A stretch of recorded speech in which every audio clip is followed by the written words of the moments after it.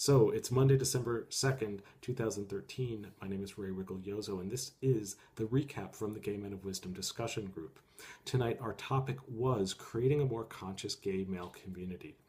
This was perhaps our most diverse group yet, which I was thrilled to see, and it was our largest as well. So a really good group, excellent conversation, very good discussion that we had tonight.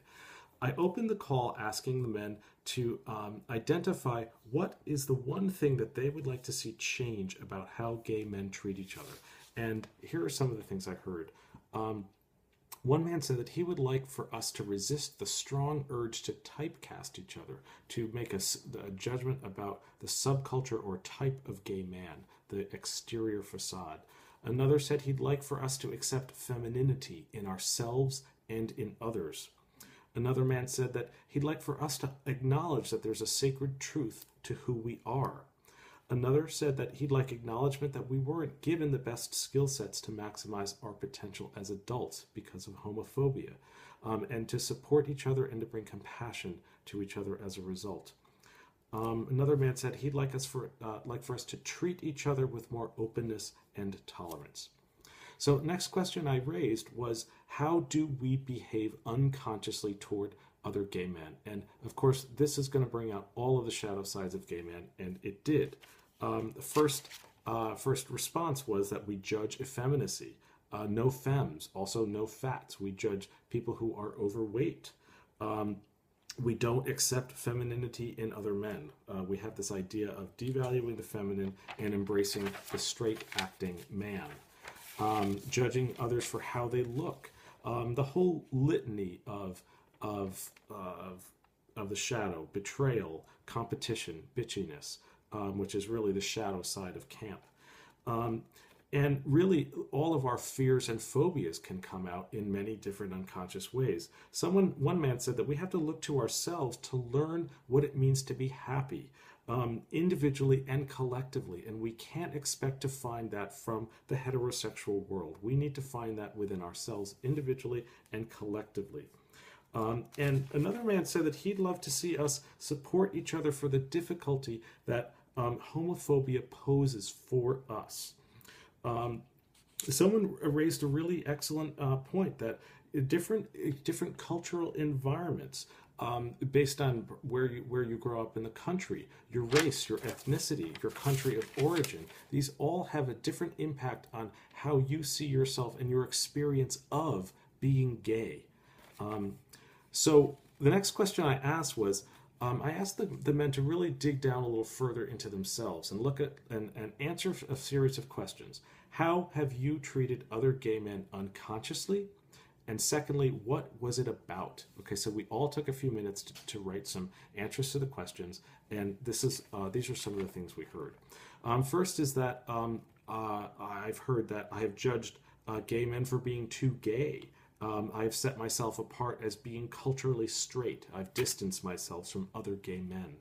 And what were these about? Well, they were about fear of sticking out, of having my cover blown, or disliking those parts in myself.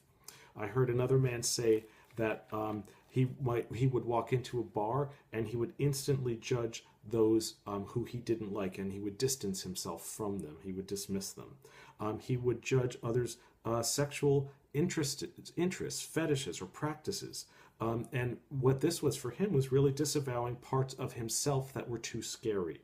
So he pushed it away. Another man realized that he had phobias that he didn't even realize that were there.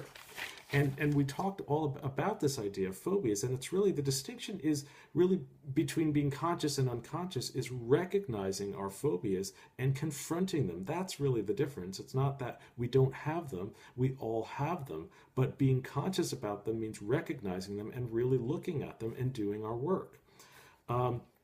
So some other ways that we've behaved unconsciously toward other gay men, that we've dismissed men who are older for fear that they wanted sex, when they may have actually wanted to just talk and give us some advice. One man said that he behaved unconsciously because he didn't have peace within, that he was not taking responsibility for himself. Another man said that he has been criticized and dismissed by other gay men, but he has also done the same to others. That it's part of being human This was really beautiful, but that we all, as gay men, we have the opportunity to bring healing because we have something that unites us because we come from all groups. And this is where the hope is, and that it really has to start within ourselves. And we talked about the idea of forgiveness being so very important, and being comfortable in who we are individually as gay men.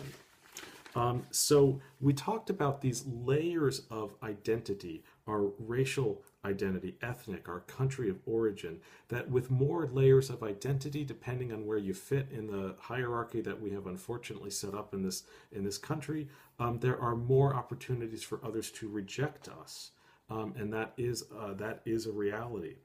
So I ended the call with a question of what agreements would we make as gay men if we were to create a more conscious community, because we can. Okay, so these are some of the agreements I heard men say, that we would acknowledge that we have phobias within our own community, and that until we're honest about these phobias within ourselves, we can't help others. Now, another gay man said, this is excellent, but what I'd like to, I don't want us to wait. I don't want us to deny the support that we could give each other before we have attained this ideal, that we must begin now. Another man said that he would like to see that we see each other regardless of our physical body, that each person, each gay man has something important and worthwhile to share.